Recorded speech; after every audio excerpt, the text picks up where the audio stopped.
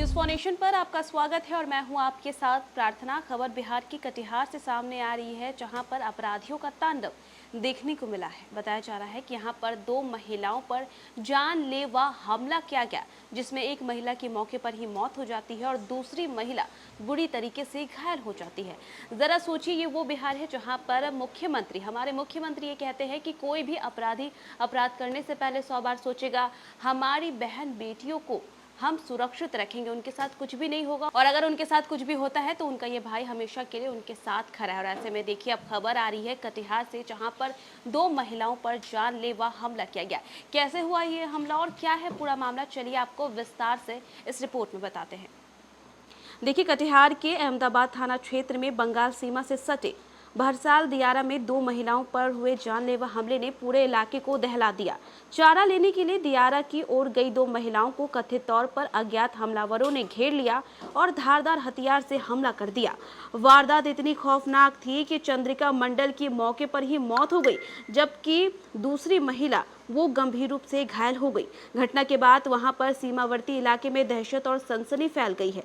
मृतका चंद्रिका मंडल और घायल रुम्पा मंडल पश्चिम बंगाल के मालदा जिले के क्षेत्र की रहने वाली है। बताया जा रहा है कि शुरुआती जानकारी के मुताबिक दोनों महिलाएं अपने मवेशियों के लिए चारा लेने वहां पर गई थी और इसी दौरान सुनसान इलाके में कथित तौर पर हमलावरों ने उन्हें निशाना बनाया। हमले में चंद्रिका मंडल की मौके पर ही मौत हो गई, जबकि दूसरी महिला गंभीर रूप से जख्मी होकर के वहीं तड़पती रही।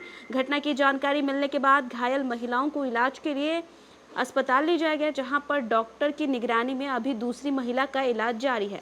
वारदात की सूचना मिलते ही बिहार और पश्चिम बंगाल पुलिस हरकत में आ गई। घटनास्थल दोनों राज्यों की सीमा के करीब होने के कारण जांच में दोनों तरफ की पुलिस की भूमिका भी काफी ज्यादा महत्वपूर्ण है। पुलिस टीमों ने मौके पर जाकर के वहां पे जायजा लिया, संभावित साक्ष्यों को जुटाना भी शुरू किया। जांच एजेंसी ये पता लगाने में जुटी है कि दोनों महिला दियारा में किस समय पहुंची थी और उनके साथ कौन कौन लोग वहां पर मौजूद थे।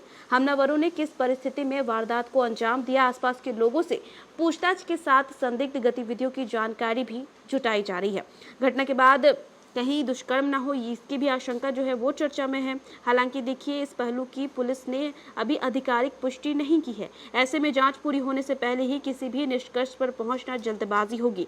पुलिस सभी संभावित कोणों से मामले की तफ्तीश कर रही है। पोस्टमार्टम रिपोर्ट, घटनास्थल से मिलने वाले वैज्ञानिक साक्ष्य और घायल महिला का बयान इस केस की गुत्थी सुलझाने में अहम साबित हो सकता है।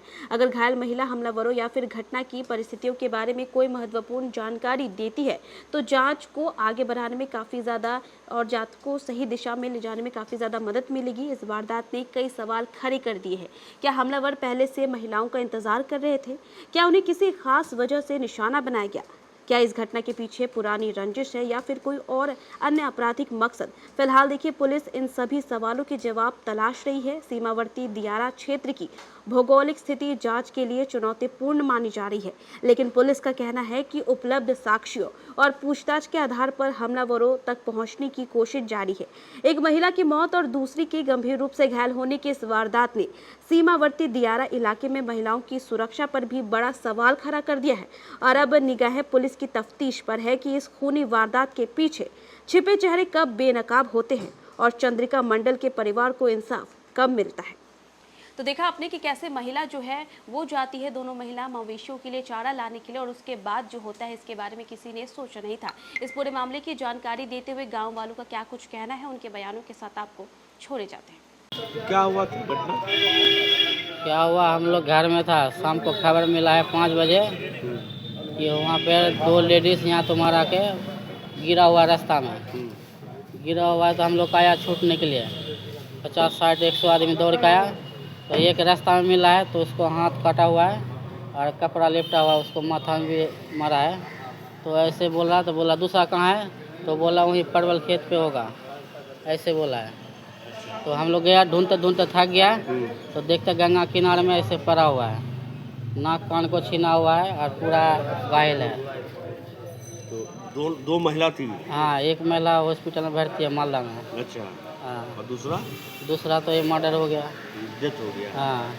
कैसे हुआ, क्या हुआ, कुछ पता चला? पता कैसे, हम लोग तो घर में था, हम लोग खोज ढूंढने के लिए गया तो वो देखता हुआ मरा हुआ है। वो घास काटने गई? हाँ, उसको नदी किनारे में रख दिया है। घास काटने रोज जाती थी क्या? हाँ, रोज डेली 3 बजे जैसे जाता था। जाती थी? हाँ, 5-6 बजे रिटर्न आ जाता था। तो उस दिन लेट हो गया कल। कुछ अभद्रता भी हुई है? अब उसको तो हमारा पता नहीं, ऐसे बिछड़ा हुआ था, ऐसे पड़ा हुआ था। अच्छा। हम लोग गया तो उठा के लिया, पूरा आदमी 100-150 आदमी था। तो हम लोग पुलिस वगैरह? पुलिस गया 1 घंटे के बाद में, हमारा कोई इसको छेड़खानी नहीं किया, सब फोटो को लिया, सब कैमरा लिया है। हाँ, बंगाल पुलिस आया, फिर बिहार पुलिस आया, आपस में क्या हुआ, फिर हम लोग बॉर्डर पर हुआ? हाँ, बॉर्डर में, नदी के इस पार में हुआ, बिहार पड़ता है। फिर बंगाल बिहार पुलिस आया, फिर हमारा इस पार लेकर आ गया अहमदाबाद थाना। उसके बाद में आया हम लोग अभी कटिहार पोस्टमार्टम में। क्यों हुआ, क्या हुआ, कुछ नहीं, वो मालूम नहीं है। क्या नाम है? इसका नाम चंदिका मंडल। जो घायल है? रूम्पा मंडल। घर कहाँ है लोग? दौलत नगर गोबरा, थाना हुआ हरिश्चंद्रपुर, जिला मालदा। आप कौन है, क्या नाम है आपका? हमारा भाई बाबू भर्ती है, और ये जो मर्डर हुआ ये हमारा साली लगता है, क्या ससुर का। आपका नाम क्या है? हेकन मंडल।